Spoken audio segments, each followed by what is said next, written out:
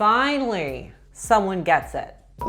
Hey everyone, I'm Abby Sharp. Welcome to Abby's Kitchen.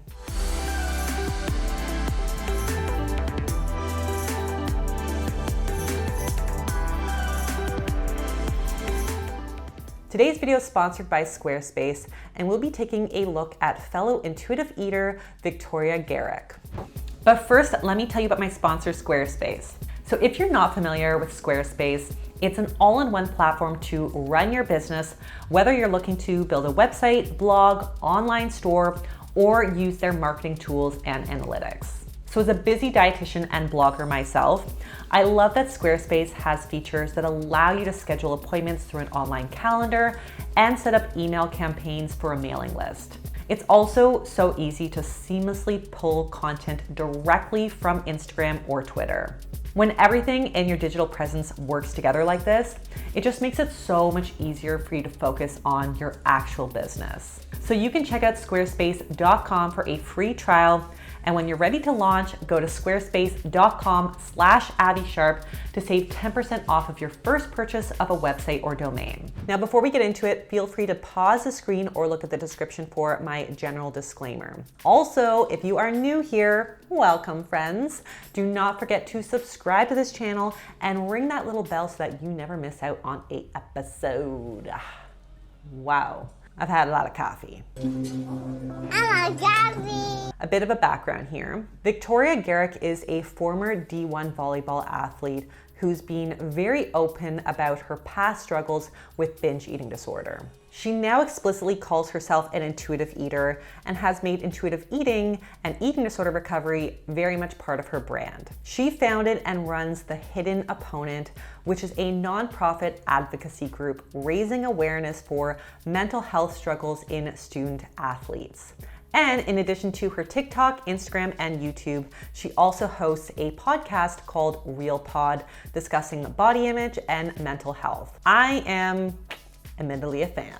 So I'm actually going to do today's video slightly differently based on what I think would actually be most helpful as it relates uniquely to content like Victoria's. So rather than breaking this down to focus on the specific food choices, I want to actually focus on Victoria's intuitive eating process. Victoria's What I Eat in a Day videos are very different than basically anyone else's on YouTube, in that she really does make a point of walking you through her thought process of every bite to really help you understand what it's like to intuitively eat. So I want to use Victoria's day to really reinforce that inner dialogue and to help you understand what you might experience if you too are learning to intuitively eat. All right, let's take a look at what Victoria and her best friend eat on a little girl's ski getaway.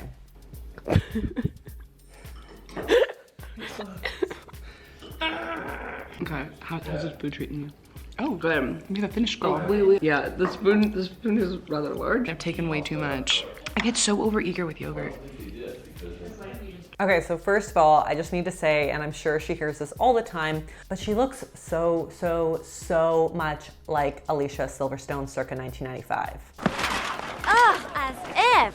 But anyways, back to the food. This looks delicious, and we've got some really great balance going on here too. So we've got some protein and fat in the yogurt, fiber in the berries and granola, and seeing as they're off for a morning to ski, I think this is a really great energizing choice that also sounds like she enjoys as well. Now I noticed in this section of the video, she never says anything like, oh, I should choose the yogurt and granola instead of the bagel or bacon or French toast or pancakes or whatever. This just seems like it's genuinely what she's feeling like today. When do we predict we'll eat next? 12:30. Really? No, we'll eat when our bodies are ready to eat. Yes, queen. Okay, so I love that Victoria's bestie has clearly been listening to Victoria talk about intuitive eating on her channels or like every day in real life. So yes, obviously intuitive eating means that if you are hungry, you don't need to hold off for some predetermined time or like a fasting window before you are allowed to eat. Having said that, I also think that it can be very stressful and in some cases unproductive for people to not have some kind of loose plan or structure in their day. If being 100% spontaneous on meals and snacks works for you, amazing. This is personally how I eat on like weekends or on holidays when I literally have no hard set plans. And then my hubs and I just kind of look at each other and we're like, hey, you hungry? Like, what do you feel like? So this also makes some sense for this little girl's weekend getaway trip like this. But during the work week, maybe you're working or you've got kids, having a rough, reliable schedule for some people may actually help us think less obsessively about food and eating, particularly for those actual sit-down meals. And when I say rough, I mean like if your lunch break is typically at noon, but you're super hungry at 11:45, then yes, like you should totally pop a few nuts in your mouth to get you through. That's what she said.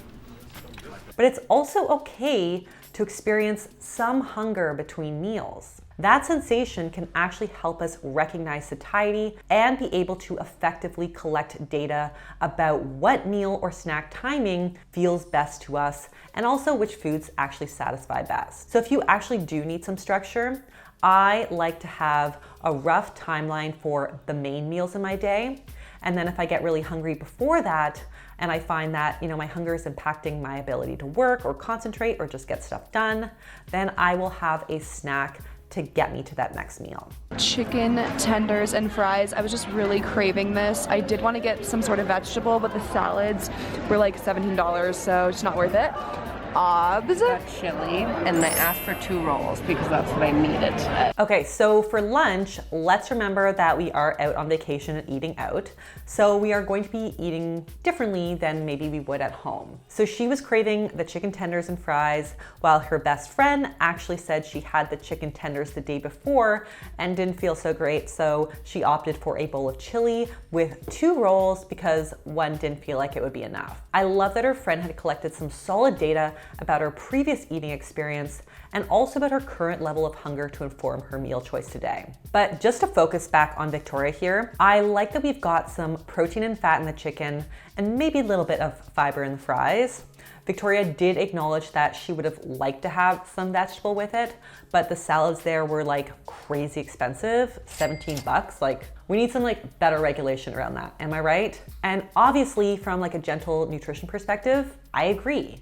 Like my tip would be to add in a source of veggies or even a piece or 2 of fruit. But sometimes, like particularly when you're eating out or you're on a budget, these things are just not accessible. I get asked about intuitive eating on a budget or at a school meal plan like this all the time. And my response here is that part of intuitive eating is about being okay with imperfection and being able to accept that not every meal is going to be perfectly balanced. You kind of have to work with what you got. You better work, bitch. And I think it's amazing evidence of a good relationship with food that Victoria doesn't freak out about this. She wasn't like, oh my God, the healthy option is not available to me. My whole day is blown. My disappointment is immeasurable and my day is ruined. Now I'm gonna have to eat just like steamed vegetables for dinner, etc. She was able to be like, yeah, a little salad action probably would have felt better to me, but it didn't financially make sense. And my body is smart enough that this meal is not gonna break my health bank. So even though this isn't the most nutritious meal, this is normal eating, especially for a getaway day with friends. So friends, followers, take note. Okay, I'm done. This is what is remaining on my plate. I just want to interject here. I want people to know that you're not doing intuitive eating wrong or failing if you finish everything that's on your plate. It's still hard for me sometimes not to finish what's on my plate, mainly out of long-term habit or convenience, or the fact that I'm a mom now and I often feel like being able to sit down to like a full satisfying meal is a bit more unpredictable. I do usually leave food on my plate or like pack it up as leftovers when eating out like this. Or if I'm at like a buffet and I'm trying a bunch of things and I don't like love some of the things that I put on my plate. But if I serve myself a meal at home, I generally do have a better sense ahead of time of what I feel like and how much. So I find what works best for me at home is to serve myself like a modest portion, and then I go back in for more to minimize the food waste. I do the same thing with my kids. Small portions first, then add to them. But I'm just bringing this up because I don't want people to feel like they need to force themselves to leave one fry or like one bite of chicken on their plate in the name of food freedom. If you want to finish the last fry, finish the last fry. What good does it do you to be thinking about that fry all day? True food freedom or intuitive eating is all about minimizing guilt and shame, period, including any guilt associated with not doing intuitive eating right. Folks, there is no right. I'll be honest, I don't feel like $1 million after eating that, but I'm really full. It's nothing to do with, oh, I felt bad because I had chicken tenders and fries. It's not about the food, it's literally the feeling. Like, she felt not great after eating this food. You should have warned me about the tendencies. Sorry, I It's just okay. wasn't able to encroach. I know. And also, like, I probably would have gone for it anyways because I needed to experience it myself. Yes, and this is what intuitive eating will help guide you on. This is what I'm talking about when I say data collection. You know, like you eat a meal that you crave and you see how it makes you feel. And her friend said she also had the chicken tenders the day before and was kind of also left feeling a bit sluggish after. So she let that experience guide her new choice today. And then later on in the video, I love that Victoria straight up said, yeah, even if you had warned me about the chicken tenders making you feel kind of crappy, I wouldn't have listened because I needed to experience it myself. I 100% agree. Different foods are going to feel different to different people. This is why just listening to an influencer on TikTok tell you that like eating processed oils are gonna make you sick or fatigued or whatever doesn't make you truly want to completely avoid processed oils for life. It might scare you a bit into avoiding them, but it doesn't eliminate that deep-seated curiosity. Curious. You need to own your data and own your experience. And I like that she's reiterating and clarifying that this isn't a moral, I don't feel good because my choice was an unhealthy choice. This is I didn't really eat any fiber or vegetables, and this meal was probably a little high in salt, so now I'm admittedly feeling like a little fogged out and bloated and fatigued. See the distinction? Very important distinction. And yes, certain foods or food combinations can make you feel a little bit less energetic, which is why most of the time a balanced plate is what's going to feel best. But knowing this, or not knowing this, while choosing the chicken finger and fry combo anyway, doesn't mean you're automatically unhealthy or that your choices were inherently bad. It's just data that you've collected to inform another delicious day. I know this sounds kind of weird, but I kind of want some Skittle to like wash out the taste of the tendy. Does that make sense? This is sparking new life in me. Okay, I want a few more. Okay, so nutrition-wise, even if I wanted to kind of liven myself up after a meal like the chicken tenders and fries where the dominant flavor is like, I don't know, salt, I would probably intuitively reach for something fiber-rich, sprightly, and refreshing. So for example, maybe some really tangy, juicy fruit or like crisp vegetables and some dip. But again, we know that Victoria's access to veggies in this scenario is limited. So it's super interesting to me that her intuition said, hey, you know, those Skittles might actually just liven up the palate. And I actually think that's really insightful. Skittles have the same tangy, sweet, juicy flavor that stimulates the salivatory mechanisms in the mouth the same way that a big bowl of juicy, tangy mango or pineapple would. So even though it's probably not going to fix the bleh feeling she's experiencing in her belly or her energy levels, since Skittles are like a naked, simple carb, it may temporarily alleviate the bleh feeling she's experiencing in her mouth. And again, that is a valid need and instinct to respond to and honor as well. She did only eat like 3, not the whole bag, so I wouldn't expect that really would contribute to significantly to her current state of bleh, but if she had eaten the whole bag after her chicken and fries, it would have just been more data for her to collect to be like, oh boy, you know, maybe some protein or fiber in that snack would have felt better and maybe would have prevented the pre-dinner kind of energy crash. So as a gentle nutrition tip, if you're craving something like Skittles or another naked carb, one great way to honor that craving without dipping into scarcity mentality is to make it a hunger-crushing combo. So maybe having some nuts or seeds with those Skittles would really help to stabilize and iron out the blood sugar response. So we are back from dinner. So for the appetizer, we had a Caesar salad and we had pasta. I forgot to film that, so this is some footage of my empty plate. Then for dinner, we had trout. It was the first time I ever had trout. It was delicious. And then I got dessert. I got this really delicious, like 3 ice cream layer cookie cake. We had the WINE. Okay, so this meal she just described sounds like heaven and also pretty well balanced. Like we've got some protein and healthy omega-3 rich fats in the trout. We got carbs and fiber in the pasta. We got a little veggies and also some fat in the Caesar salad. And also the most epic sounding cake I have ever heard of. Now, is Caesar salad the most nutrient dense salad?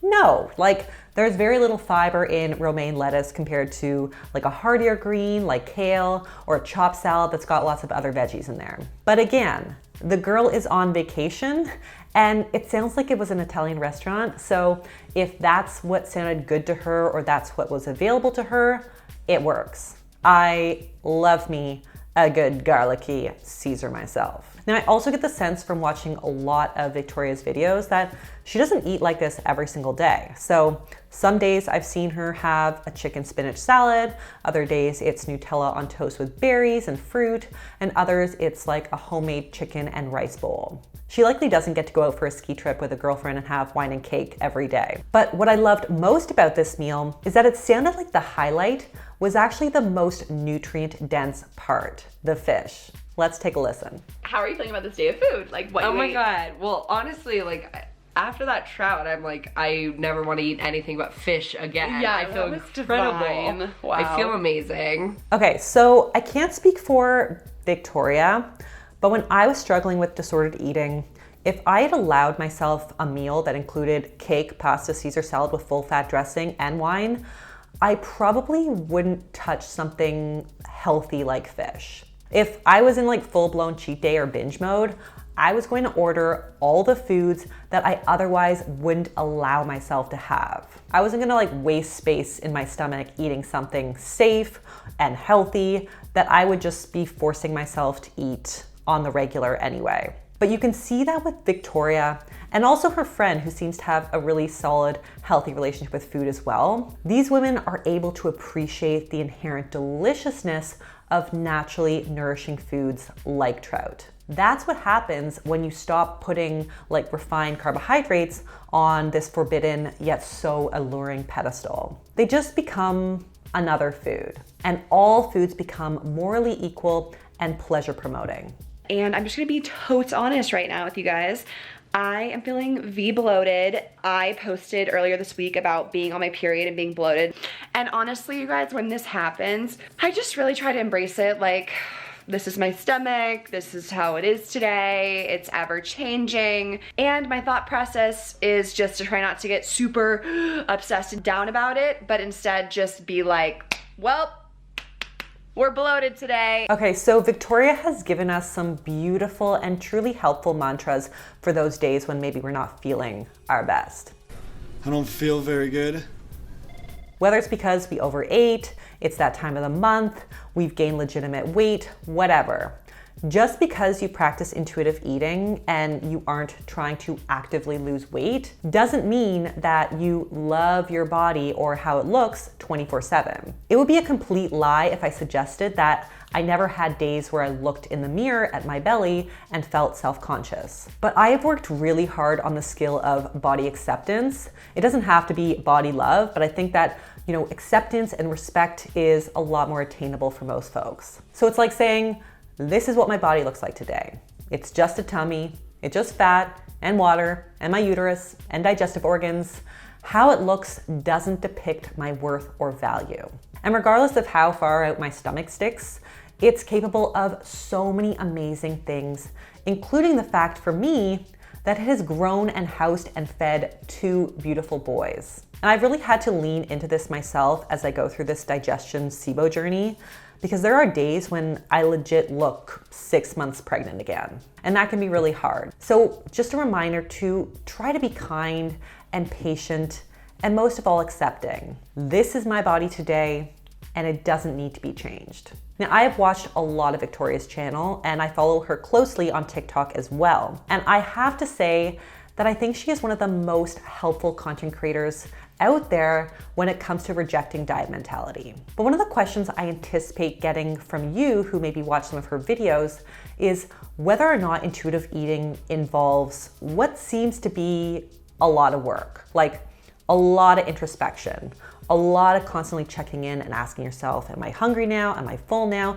What do I crave? What do I want? How does this sound? How does this make me feel? Etc. I mean, there are videos of Victoria literally walking you step by step through her thoughts as she does something as mundane as eating a burrito. And in one video I watched with her boyfriend, she asks him after every meal, how do you feel? Do you feel satisfied with your choice? Are you hungry still? Etc. So is this what intuitive eating really entails? Not necessarily, no. As I alluded to earlier, intuitive eating isn't like other diets that have these predetermined sets of one-size-fits-all rules. It's ultimately a mind-body eating framework informed by a set of principles. But when you come from a restrictive background, where you're very much used to scrutinizing every eating episode from a place of fear, guilt, or distrust, you're very likely going to need to do a lot more of that checking in so that you can get back in touch with your intuition. But over time, the inner dialogue becomes, well, more intuitive. Pun. You've collected most of the data, you know your body, and the need for more intentional data updates are not as constant and also not as intrusive, I guess. It's like what that calorie counting ballerina said. It just can run in the background, except it actually can just run in the background because you don't have to get your scale out to weigh your cornflakes. They're great.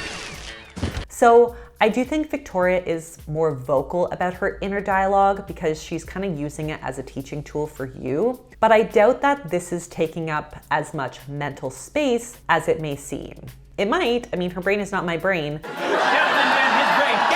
Sheldon and his brain, yeah! But I'm just saying that that's been my experience anyway. So if you are ready to reject the diet mentality and are looking for a great step-by-step real-life tutorial on how to do it, I highly recommend checking out Victoria's content. And I also hope that my commentary on Victoria's intuitive eating commentary was helpful and reinforcing. And on that note, that is all that I have for you guys today.